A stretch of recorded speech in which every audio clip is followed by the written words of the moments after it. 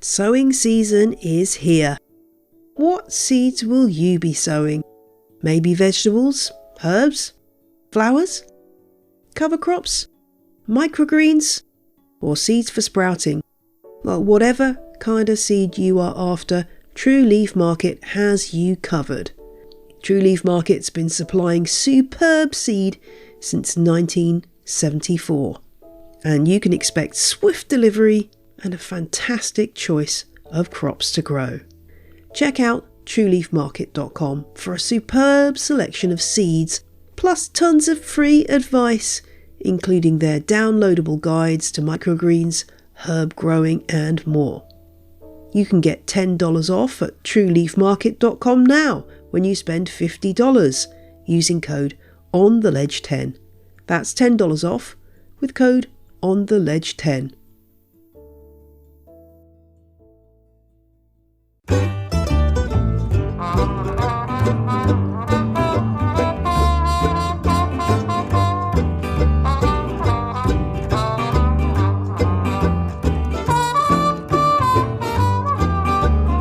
Hello and welcome to On The Ledge podcast, where the repotting don't stop. Yes, it's repotting week this week. Getting those roots out on display. I'm your host, Jane Perrone, and this is the legendary podcast about houseplants. It's On The Ledge. And as I've already said, this week we're talking about repotting. It occurred to me recently that I'd never done a show devoted to this topic, despite the fact it's so important. Plus, Dr Scott Zona, botanist extraordinaire, will be here to answer a question about plant lifespans. If you follow my Instagram at j.l.perrone, you'll know that I have received my author copies of Legends of the Leaf. It exists. It's in the world. I'm going to sign 600 copies very soon in the next couple of weeks. And so that means books will be making their way out into the world as well. Plus, if you've pledged for the book, you should have received an email offering you the ebook download. So you can read the book right now. If you've ordered the print edition as well, you can, of course, hold off and keep the suspense going. But if you want to dive right in right now to Legends of the Leaf and you've made a pledge, you will have that ebook download in your inbox. So check it out. Let me know what you think. This week's Legends of the Leaf fact for you concerns the peace lily. Now, I don't know if you've ever thought about this plant in the wild, but Spathiphyllum wallisii, when it's growing wild in Colombia, like most plants, has various creatures that will feed on it, and one of them is the amber phantom butterfly. This is a beautiful looking butterfly with transparent wings, an orangey glow, and these incredible eyes which help to camouflage its form from predators. And just to be clear, I'm not talking about its actual eyes, I'm talking about eye-shaped patterns on its wings here. And it lays its eggs on Spathiphyllum wallisii, and then these horny-headed caterpillars feed on the leaves. So, if you ever get to see Spathiphyllum wallisii in the wild, look out for the amber phantom butterfly. It's not one that likes to be in the sun, funnily enough. It likes to skulk in the shadows, especially at dusk, and feeds on rotting fruit on the forest floor. Do go and have a look, if you can, at a picture of one of these beautiful butterflies. I think it'll light up your imagination. So that's this week's Legends of the Leaf fact. I will be running a Legends of the Leaf giveaway next month for a number of copies of the book. I'm not exactly sure how many, probably 5. That will be open to anyone around the world and will include some On The Ledge stickers and a few other bits and bobs. So look out for that if you want to get your hands on a free copy. And the sew along continues apace. Thank you to everyone who's been using the hashtag OTL sew along on their social media posts. Planty Teacher is growing various vegetables and also some bonsai, and Botaniqueer has been celebrating some Goniella variegata plants that were grown 57 months ago. Wow, they're looking good, and it just shows you what you can do when you grow plants from seed. Kev's orchids got Syningia calcarea seedlings, which are looking nice. That's a lot of seedlings. That's a lot of seedlings there, Kev. I hope you've got lots of pots for pricking out when the time comes. One of my Patreon subscribers, Lisa, has sown seeds from an amaryllis seed pod, and out of 40 or 50, nearly all have germinated. So that's a pretty good result. Now, Lisa wanted to know what is the most likely way this plant got pollinated, since it was indoors and Lisa didn't knowingly pollinate the plant. So could it be an errant insect from outdoors, self-pollination? Well, I had to go and look up Hippeastrum, as amaryllis are more correctly botanically known, pollination, and find out how this goes about. Now, the answer is that Hippeastrums can pollinate themselves. It does happen. So that may have happened in this case, particularly if there were some insects around. I suspect the pollen may have easily transferred from one sexual organ to another on the plant. You can use a paintbrush and move pollen from one flower to another if you do want to deliberately cross-pollinate, but it's quite possible that you have got a self-pollinated plant here. So it's just a question of time to see what happens with those seeds and what you get. You might get a very different scenario, and this is the joy of sexual reproduction, that you do get a whole host of different results from one sowing often. So let me know, Lisa, how this goes.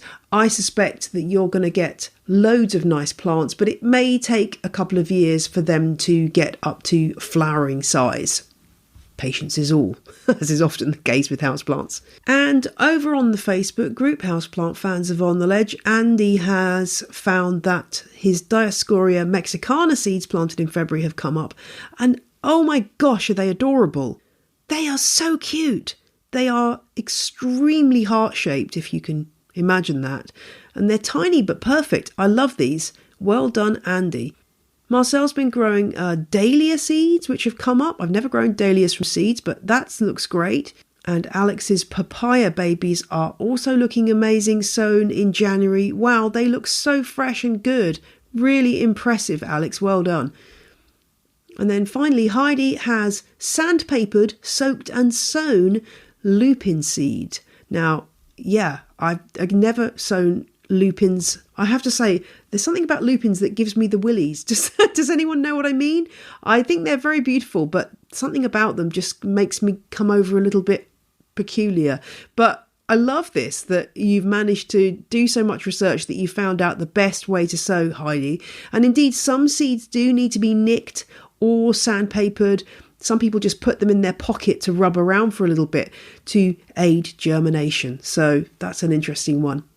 So keep sharing your On the Ledge Sow Along stuff. I'm hoping to bring you some more episodes with a seedy theme coming up, and it's fantastic to see all your great progress. So do keep posting that in Houseplant Fans of On the Ledge, and also on Instagram, #OTL Sow Along.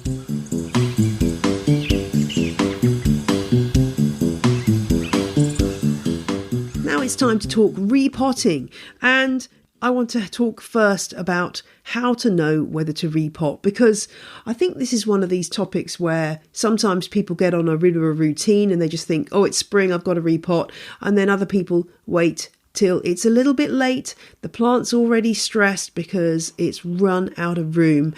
And if we can, we want to try to repot just before that point, just when the plant reaches the end of its tether, as it were, in terms of space in the pot and nutrients and substrate quality, and get that plant upgraded to a new pot. Or indeed, not necessarily upgraded, maybe just trimming the roots and putting it back into the same pot is a good way forward for some plants at some times. So how do you spot your plant looking a little bit miserable? Well, I'm just going to go and get a couple of plants from the house so I can give you an idea of what we're talking about with a real example, which I always think is valuable. So hang on a minute, I'm just going to pop and get some plants.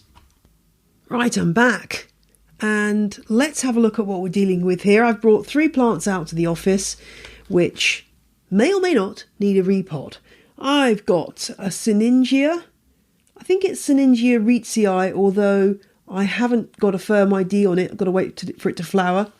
A young Bocania recurvata, the ponytail palm, and my lovely Hoya polynura. So where shall we start? I think we'll start with the reetzii. This is a caudiciform plant that I grew from seed. Hashtag OTL so along. The reason why I want to check this plant is because it's in a very small and indeed miserable pot that's got a big crack down the side of it. I have no idea what's going on under the surface. I can see it's throwing out new growth. Because it's a caudiciform, I don't necessarily want to overpot it, but I'm also aware that this plant has been in the same pot for, gosh, probably 3 years, and the caudex, the fat base of the plant, is about 0.5 centimetre smaller than the pot itself. So I'm thinking this may be time for a repot. There's only one way to find out, and that's to have a look. The other thing that I'm noticing about this plant is it's had a bit of growth die back, and I'm wondering whether that may be also related to a lack of space in the pot. So let's have a look and see what we can see with this one. I'm just going to roll back a bit. I've got my trusty plastic bowl to have a look at this plant, so without making too much mess. Now, when you're taking a plant out of its pot, if it's in a plastic pot, I tend to take this approach where I have a little bit of a massage of the pot before I even attempt to take anything out. Oftentimes plants can get stuck to the side of pots, not so much with plastic as with terracotta, but it's worth giving the pot a bit of a massage, and then you can see what's going on as you try to pull it out. And this one's come out absolutely in one lump. Now that's probably the first sign that it may be root bound. And I'm looking underneath. This plant has got quite a fibrous, fine and fibrous root ball. So I'm not seeing any massive roots on the outside, but I can see there is a lot of root material holding this compost together. And it also feels very dry, and I'm wondering whether the plant is not putting on as much growth as it might because the soil has become basically hydrophobic. And I'm thinking this is telling me that it's time to give this plant a small upgrade from this cracked pot that I've got here, so that the plant maybe has 1.5 centimetres, 2 centimetres around the edge of the caudex, between the caudex and the side of the pot. So not a massive upgrade, but just a little bit more room for growth. And I'm also going to think about maybe getting a very fine knitting needle and just very carefully, ensuring not to pierce the caudex, just putting some holes into that root ball just to encourage air circulation. So that's plant number 1. Plant number 2 is the Bocania. Now this is a repot that I'm doing not really because the plant needs a new pot necessarily, but sorry, it's got caught up under the, there we go. Not necessarily because it needs a repot, but because it's another caudiciform, and somehow this plant has managed to get in a weird position. So basically the caudex is lying to one side of the pot and it's at an angle, rather than being nice and upright, and maybe the bottom third being covered with soil. Literally it's sitting on the surface. So this is a plant that I think really does need repotting. If I look at the bottom of the pot, I can see a little bit of root coming through. I don't think it's probably filled the pot, but I think I just need to give this plant a restart, because if it flops over like that and ends up getting damaged, then it's obviously not going to do the plant any good. So it will probably develop a better root system if it's better positioned in the pot. And I can even see that there's some roots here where it's kind of fallen over, which have been broken off. And so the plant can't grow unless it's got a really good root system. So I think this one needs a repot, not necessarily a bigger pot. I just need to give it a bit of a sort out. So that's what I'm going to work on today with this one. And it is a gorgeous little caudex, so I'm looking forward to seeing how that turns out. And generally speaking, when I'm looking at plants that I'm considering for repotting, one of the things I'm thinking about is also, does the plant look generally dull and not quite on form in a kind of indefinable way? Oftentimes that's telling me that it's time for a repot.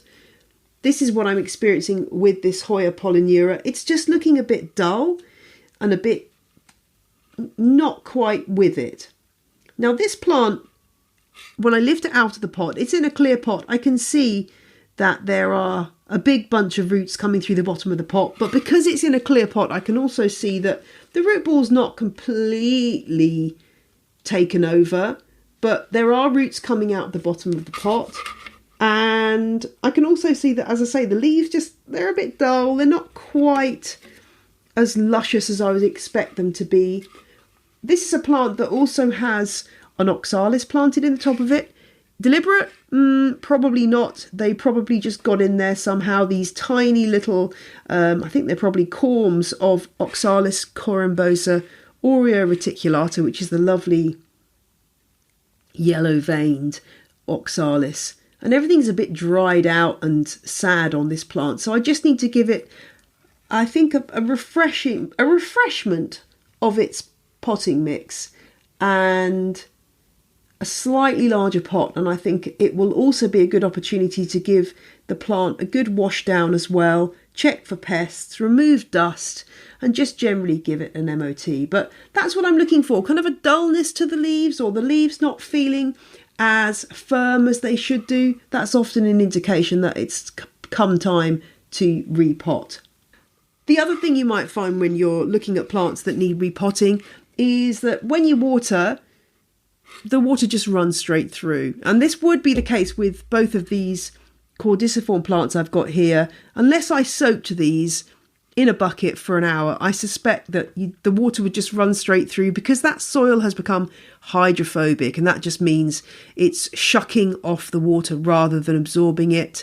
And when it becomes super dry, this is sometimes what happens, particularly when the compost is kind of slumped down in the pot and there's not enough air spaces left. So look for water running straight through, look for roots coming out the bottom of the pot, and then when you do take the plant out of the pot, you can check what's going on around the root ball. I'll stick a photo in the show notes of a really root-bound plant to show you how bad this can get. You know, you can get to the point where there's no soil visible, particularly on chunky rooted plants like spider plants, Chlorophytum comosum, and dracaenas like Dracaena marginata and Sansevieras. You end up with just more root than substrate, and at that point it's really time to take action and get repotting done. The other symptom that's always a factor with repotting is wilting. So if you see your plant visibly wilt, and obviously the classic one for this is the peace lily, Spathiphyllum, you know, it wilts and you water it and it wilts very quickly again. Just remember, wilting can be a sign of waterlogging as well as a plant that's pot bound.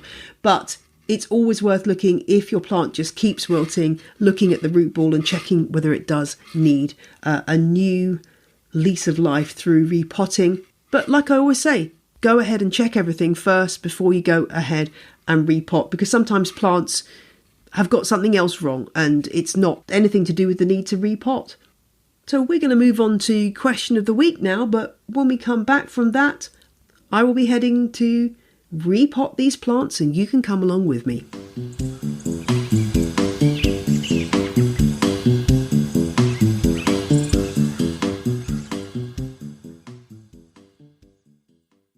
Now, question of the week this week comes from Sally, and it piqued my interest because, like so many planty questions, I really didn't know the answer. Sally wanted to know whether plants have a defined lifespan. So what she's referring to here is, assuming a plant doesn't get eaten or flooded out or destroyed by a pest, doesn't get destroyed by drought, how long can a plant live, and what are the things that determine how long it goes on for? And Sally knows from a nursing background that there's something called apoptosis, which I think is a word we should all be using in conversations today, that is a factor in living organisms Programmed cell death is another term for it. And Sally was wondering whether this was involved in the process of plants reaching the end of their days. So I didn't know the answer, but luckily enough, I have a number of useful experts on speed dial, including the wonderful Dr. Scott Zona, who joins me now to talk about this. Scott, this is a good question. I'm hoping that you've got a really interesting answer for this, and it's not one of those, we just don't know kind of questions. No, it's a fantastic question, and there's actually a lot to unpack in there. So let's talk about something that I think probably most of your listeners, most gardeners know, is that some plants are annuals. They only live for a year or less than a year, and they do their life cycle and then they die. Some plants are biennial. They live for 2 years and then they die. But I think your listeners probably talking about perennial plants, and perennial plants live for many years and reproduce. Most of them reproduce on a yearly basis for many years. And the question of how long can a perennial plant live is a really interesting one. We certainly know of things like the bristlecone pine in Western North America that lives for thousands of years. I think the oldest living one is not quite 5,000 years, but it's 4.8 or something like that. It's almost 5,000 years, a single individual. So we know that individual plants can live a long time. There are some studies of other plants in the wild, some palms, for example, that can live for centuries. And in some places like Singapore or Florida, lightning takes out palms, and otherwise they would live for even longer, but they get taken out by lightning strikes. So the question of how long can a plant live? Well, obviously it varies according to what species we're talking about, but really plants can live a long time, and I don't want to say they're immortal, but I've had plants. I've had an orchid that I had since I was a teenager. And that was, I don't know, 30, 40 years before I finally had to give it up when I moved north. But yeah, they could live a long time, and barring things like disease and natural disasters and, forgetful owners, that forget to water their plants, plants can live for, many, many decades. And you hear plants passed on from owner to owner or from one generation to the next. And then when we get into the question of clonal plants, then it gets really interesting, because clonal plants that reproduce asexually through clonal reproduction through rhizomes and, producing a new plant, those clones can live even longer than individual plants. So although individual members of the clone may only live for, a few decades or maybe a few hundred years, the clone itself can go on for thousands of years. And so we have examples, again, from Western North America. The creosote bush is Laria tridentata in the Zygophyllaceae and down in the Southwest deserts. And the largest Laria clone is thought to be over 11,000 years old. Plants could live a long time. Now, your listener also mentioned programmed cell death or apoptosis, which is a great word. It's a fun word to say. Programmed cell death plays a role in plants just as it does in animals. And probably an example that your listeners will recognize are the leaves of Monstera deliciosa, the holes and the splits in the leaves. That's caused by programmed cell death as the leaf is developing, when it's very, very, very small in the bud. Parts of the lamina will die, and that will result in a leaf when it's mature and fully expanded with these holes in it. And that's a pretty unusual case of programmed cell death. In fact, Monstera and its relatives, and what's the other one? It's an aquarium plant. Apomageton madagascariensis, the one that really lacy looking leaf, that also arises through programmed cell death. But that's unusual. The programmed cell death that happens in every plant is what happens in the development of the vascular system. The xylem, which transports water and minerals throughout the plant. Xylem cells, individual cells of the xylem, are dead at maturity. They have no cytoplasm. They're just basically empty cells that are connected sort of like pipes that conduct the water. And they're dead at maturity, and that's because of programmed cell death. So there's an example of programmed cell death that happens in all vascular plants. Whether programmed cell death is involved in the senescence and ultimate death of an individual, like an annual plant, is that programmed cell death at the end of its lifespan? It gets a little conflated when we're talking about individual cells and then the whole organism. But yeah, I think certainly programmed cell death is involved in abscission of leaves. And so I suspect it is involved in the death of a whole plant, like an annual plant at the end of its lifespan. Thank you so much to Scott for answering that question. And Patreon subscribers at the legend and superfan level can hear an extended version of our chat where we get deeper into the subject of plant lifespans in the latest episode of An Extra Leaf, my bonus podcast for Patreon subscribers. Right, let's head out to the potting shed. It's time for some repotting, using the potting shed for what it was intended for. I've come out to the shed for this potting up. It's been sunny today, so the shed has warmed up nicely. We are at 25 degrees centigrade in here right now, which is great because it means that the potting mixes in here have warmed up to room temperature, so I'm not going to shock any of my plants when I repot them. I've got my cup of red bush tea, and it's a bit of a mess out here, but I'm just going to work with it. So the first thing I need to do when I've got my pots that need repotting is to make sure that root ball is soaked. So I've got these plants that I talked about earlier, the Bocania, the Siningia and the Hoya, and I'm just going to give them a really good soak in some room temperature water for about half an hour. So let's get going with that.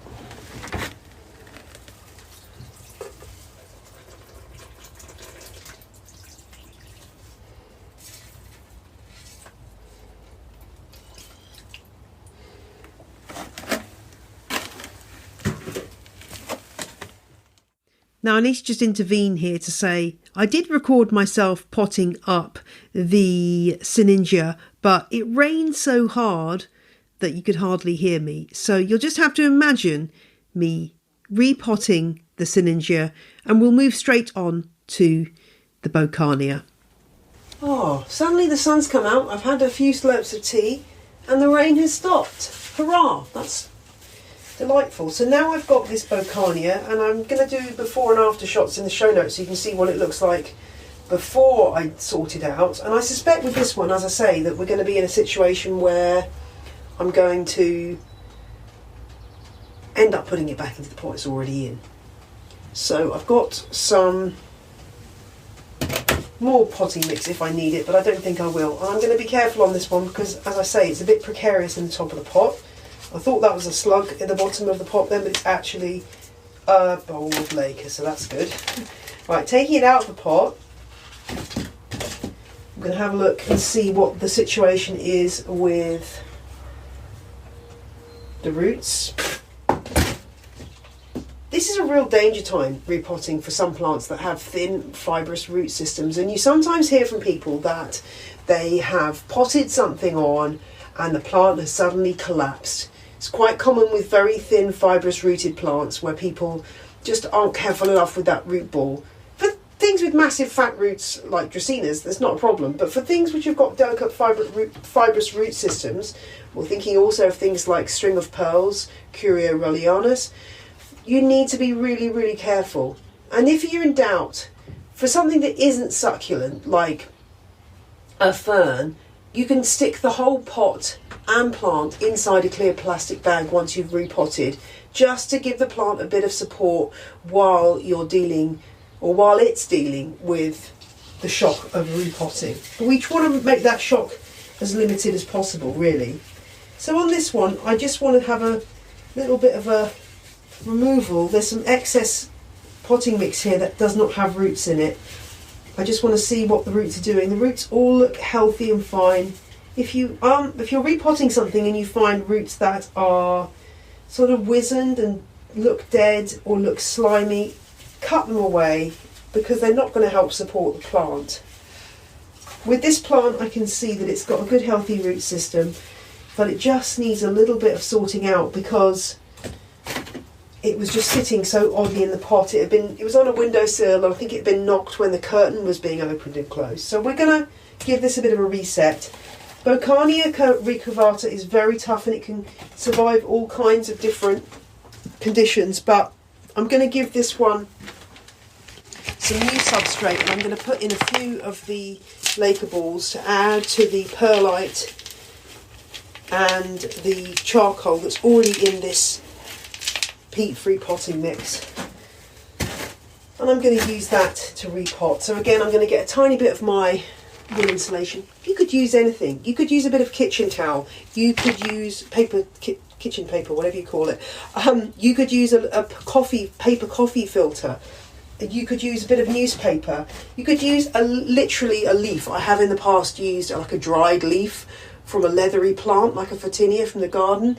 It'll break down. It's not going to cause the plant any problems.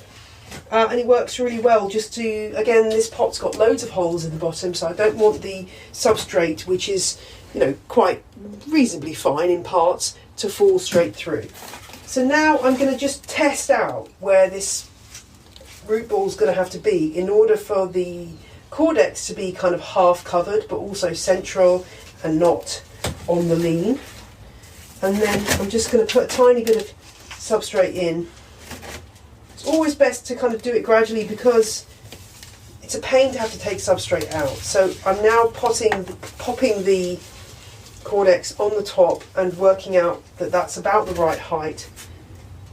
I've just had a change of thought. I'm just wondering if I'm going to put this in terracotta actually. I think I'm going to put this in terracotta.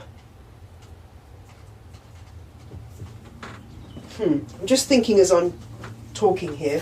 The reason being that then I won't need to have a cash pot, and actually the beautiful cordex can be displayed. So I think I'm going to do that. I happen to have, thankfully, thank goodness I did some cleaning, various really lovely terracotta pots that are empty here that have been all freshly cleaned with hot soapy water. You can put a dash of bleach in there as well if you want to be extra secure, but just make sure you rinse them thoroughly in clean water when you've finished.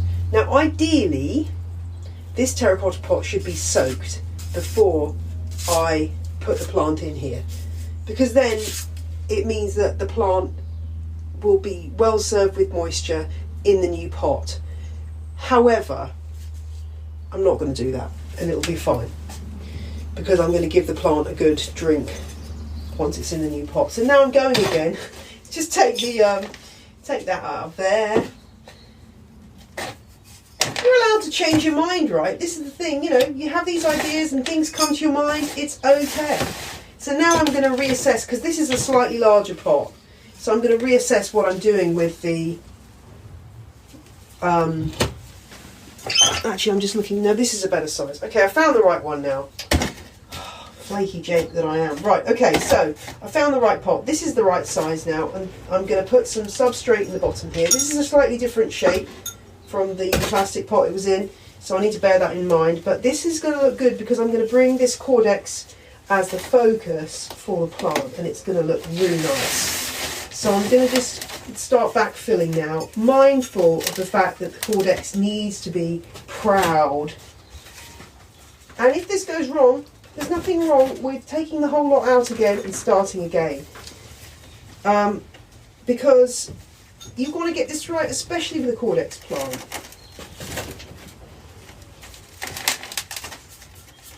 it's worth taking time over repotting if you can. You know, if you work in a nursery, you're repotting at a rate of knots. But you know, this is meant to be a mindfulness activity that you get joy out of. So try to do it in such a way that it's pleasurable. If I wasn't recording this, I'd have some music playing.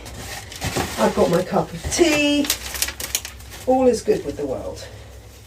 Right, so now I'm just going to press down and tap down to make sure that Cordex is roughly where it should be. If we find it, she says, looking around her hideously messy shed. Aha, okay, here we go.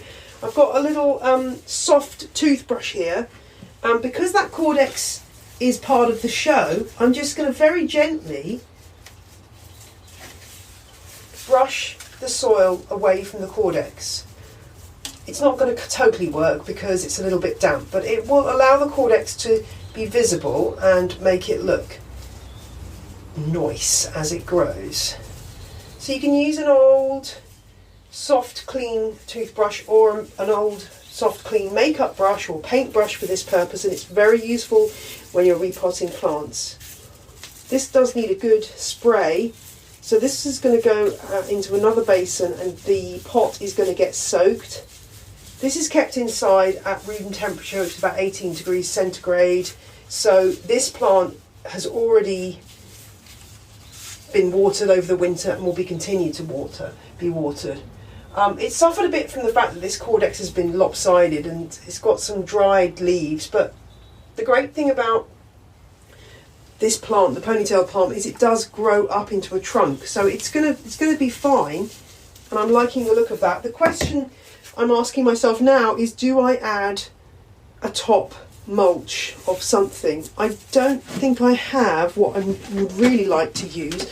I don't want to use Laker because that's too big, basically. The Laker I've got is quite large, but I do have at the bottom here just a little bit. I've got some bright pink aquarium soil gravel, which would look cool, but I'm not going to use that because it doesn't really fit with the rest of my decor. And in the bottom of this bucket, under some pieces of slate, I've got some grit, which I'm going to use this, and I think that will just finish it off and give it a nice look. It kind of matches the pot and will stop soil splashing up onto the Cordex if I water from the top, which I sometimes do because can't always soak the plant. So that's that one potted up, and that's going to now be taken for a soak. I just need a slurp of tea, if I may.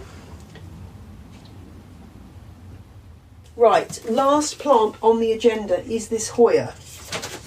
So let's have a look at this fellow. I've got an empty plastic pot now, which is going in the plastic pot cleaning pile. And let's have a look at this.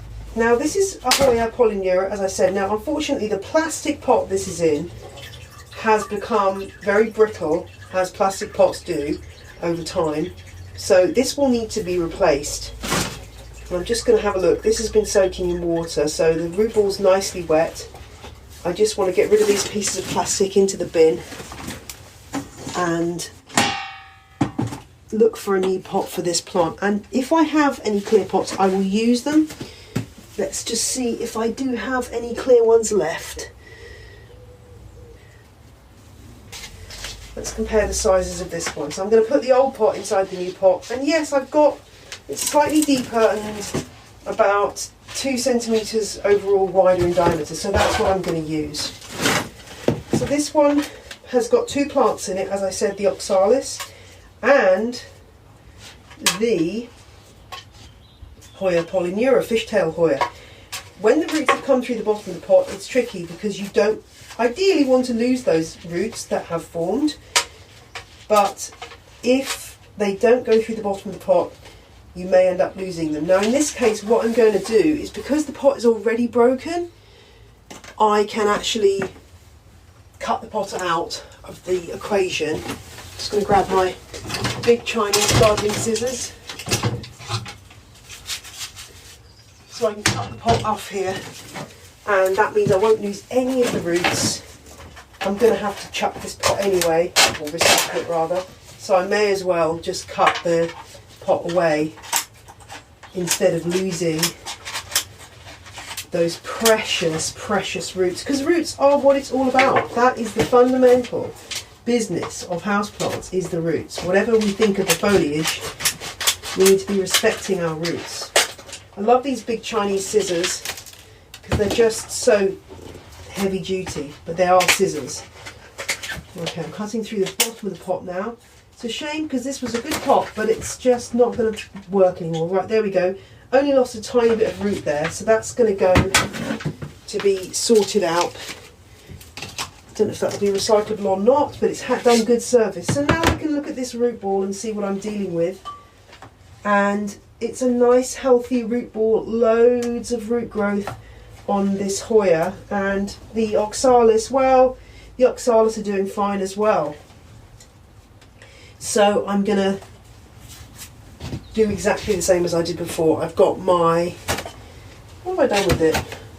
I've got my wool. Drop a wool at the bottom, sparing amount.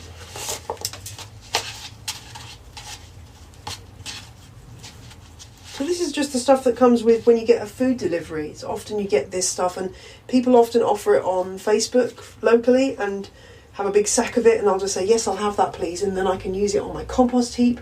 The birds love taking it for bedding, for nesting in the spring, and I can also use it for bedding for my wormery, and I can also use it for things like this, also lining hanging baskets. Multiple uses, it's free, it's totally biodegradable, so an excellent thing to use if you have it available. So now I've got my compost mix again. I'm just going to add a little bit more lacquer to this, give it a stir around and make sure it's still looking nice and chunky and airy, and I'm going to add a little bit of this cat litter as well, and this has already got some perlite and some charcoal in here as well. So I think this Hoya's going to love this. I think somewhere might have a little bit of peduncle action for me, which is great. And hopefully this will put a bit of spring back in its step to go on and do well for me. So now I've put the root ball in, and I'm making sure that it's roughly where it should be level wise, because I don't want to be slamming it down hard and taking all the air out of the root ball. So I want to make sure that from the first time I put it in the pot, it's at the right level, and then I'm just topping up with my fresh compost, and the old tap routine comes in. I'm tapping the side of the pot, tapping it down on the tray, and making sure that it's all nicely situated.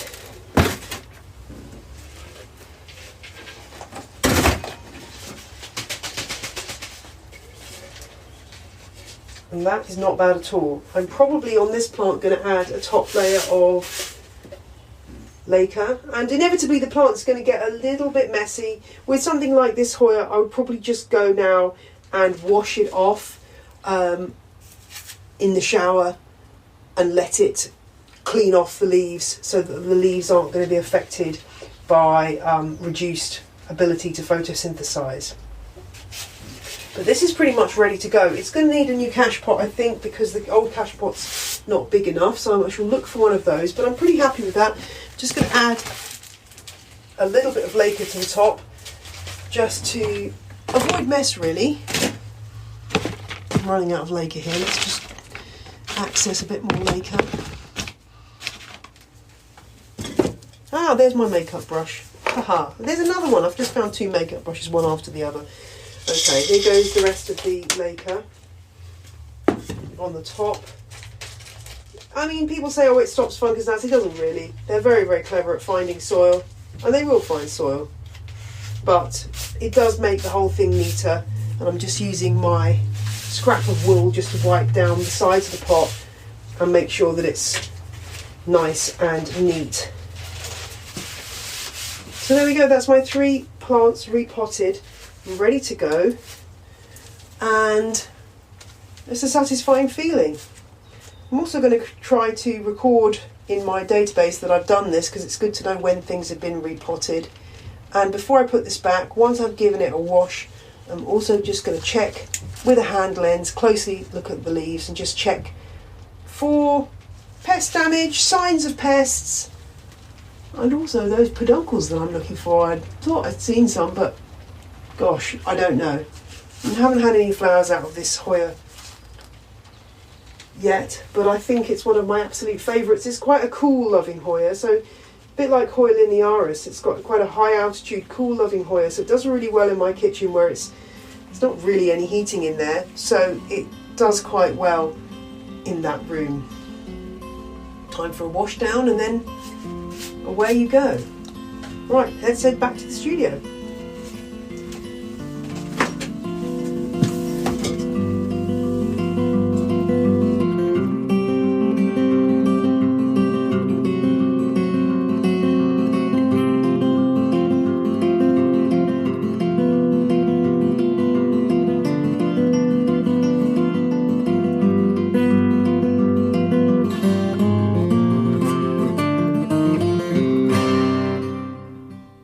Well, I hope you gathered some kernels of information from that. It's reminded me how much I need to tidy my shed, so that's a job I'm going to start this weekend. I'll be back next Friday, and if you've got any questions about repotting in the meantime, if I didn't answer your repotting question, do get in touch. I'm eager to help. It's what I love to do. It's my meat and drink.